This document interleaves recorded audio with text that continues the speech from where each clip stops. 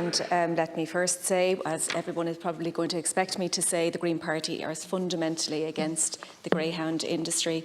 And in fact, our manifesto says that we believe that it should be phased out. Public funding, at least, should be phased out for the greyhound industry. And it has been a challenge for us. We know on entering government that we had to make compromises, and this is a compromise that I find incredibly difficult. But I think that it's really important that I stand up every year to make the case that we need to decouple greyhound racing and horse racing, because they are two fundamentally different activities. And let's really look at the statistics. People don't like it. People don't like greyhound racing, and it's dying out.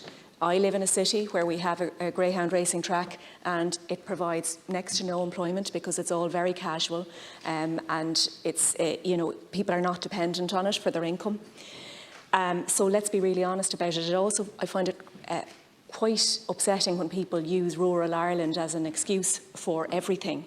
You know, it's questionable that we would say that we'll push industry over the welfare of animals, and I think that that is what's happening when it comes to greyhound racing.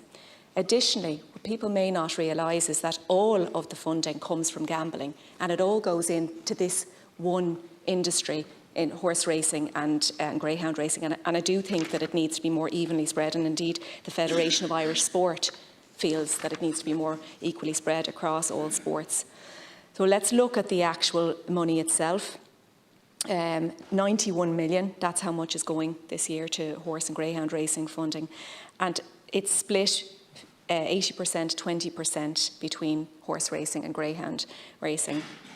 18.2 million is going to Rosíocht Con Éireann, and if I compare that to some of the other things that we spend that kind of money on, we've doubled the funding now for the National Parks and Wildlife Service to 53 million under this government. That's really, really positive.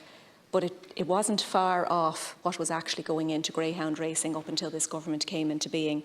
And that just makes no sense to me, because underlying this is actually funding from this state that's going to the UK. We see 6,300 pups that are exported every year to the industry in the UK. Those are pups that are raised on that 18.2 million.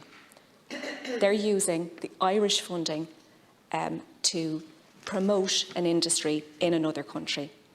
And we're standing by and watching that happen. In addition to that, there's a surplus of 6,000 greyhound pups, so that's another 6,000 on top of that 6,300. And these dogs never make it to a racing track. They're never chipped and traced. We don't know where they go. Some are rehomed. Some are exported without trace, and perhaps some disappear. We just don't know.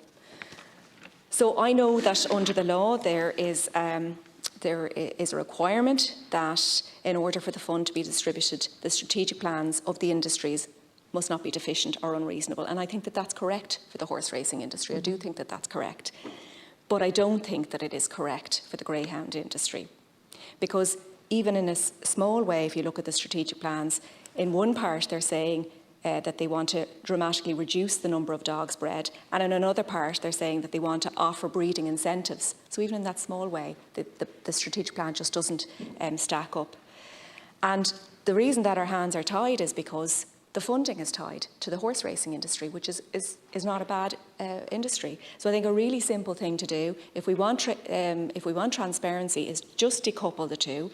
As I argued last year, and in fact, as my colleague Nasa Horrigan is also arguing, just decouple them, and it allows a lot better transparency. And ultimately, I think that people would realise that let that industry see if it can survive without the funding from gambling.